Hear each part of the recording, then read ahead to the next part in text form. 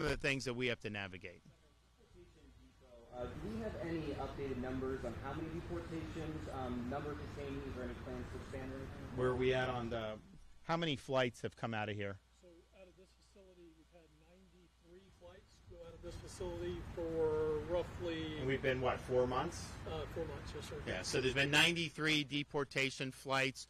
I mean, that's probably close to 1,000. 2,926. So, wow, that's pretty good.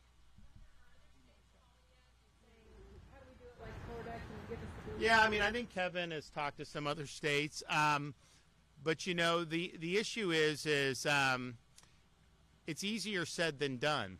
We have, I mean, remember, emergency management. Our bread and butter is hurricane response, and we've worked very hard on that. And obviously, I don't think anyone would say that another state does that better than us. I mean, we do it good. It's not just us at the state. We've got a lot of good people in local do it. But that logistical know-how has been applied in other avenues. So remember, you guys remember a few years ago, you remember this, you had a Delta outbreak in Jacksonville for the coronavirus. And a lot of these people, honestly, had taken the mRNA shot, but they had it. And like the hospitals started getting all these people. So we did the monoclonal antibodies.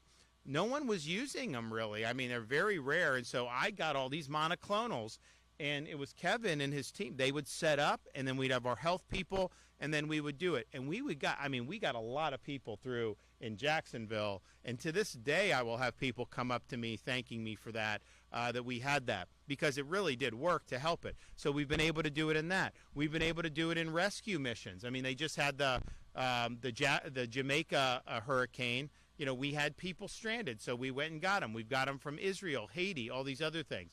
So that's kind of another wrinkle that we've added into that. So now we're now doing it in the processing and detention space to be able to assist DHS, and they're doing it really well. But, you know, the reality is not every state has that kind of capacity and know-how to be able to logistically make this stuff happen the way the state of Florida does. And, you know, it's Kevin, obviously, leading those logistical efforts, but then all of our agencies, just having dealt with emergencies and hurricanes and all this stuff, you know, they know how to get things done and do it. So I'm not going to name states, because then they say, oh, why did you talk to Florida and you didn't do it? I don't want to put anyone in hot water. But, yes, people have asked what you're doing.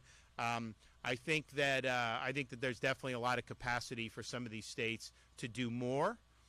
Certainly in some like-minded states. And so we'll just have to see what they're able to do.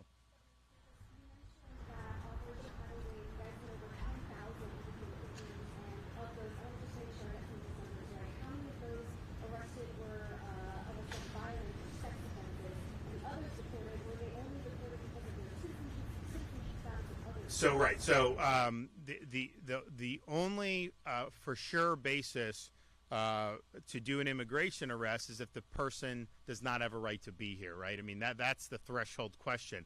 You know, if you have a criminal record but you're a U.S. citizen, you're not a part of immigration, right? So that's the threshold.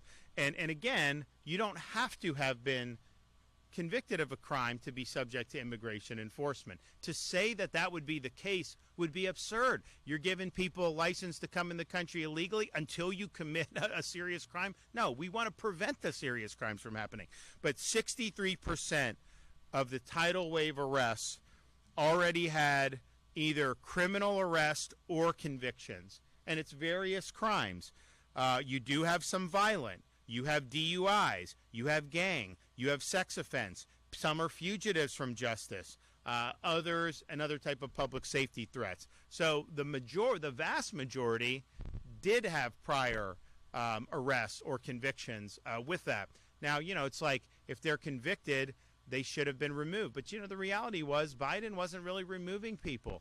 And even the ones that did get removed, I mean, the illegal with Cayenne's son had been deported and then came back and was able to twice.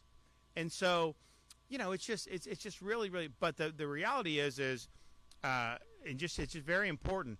The rule in the United States is not you can come on author illegally and you cannot be ever deported unless you commit a crime. If that were the case, a separate crime, then we would basically have no border. And so the immigration laws are what they are. They're being enforced, I think, by DHS in a way that the public has wanted to see for quite some time.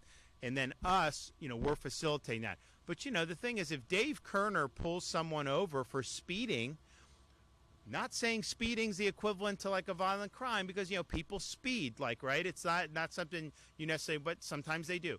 So pull over, and if the person doesn't speak English, doesn't have a driver's license, doesn't have insurance, well, his highway patrol, those troopers, they're going to probably think that there's reasonable suspicion that this person's not here illegally. So then they can act. And why would you want, if someone's speeding, to put them back out on the street? Then they run into someone, and then they leave the scene. They don't have insurance. You're not going to get paid for all this stuff. So that's a high number, 63% that have criminal interactions, either arrest or convictions. But I don't think it's targeted just for that. I think our view is you have a right to be here or not. If I just showed up in France and just demanding all this stuff, they would laugh, right? You wouldn't be able to just go illegally and do it in almost any other country except the United States in recent years. And so I think the times they are a-changin', as someone once sang.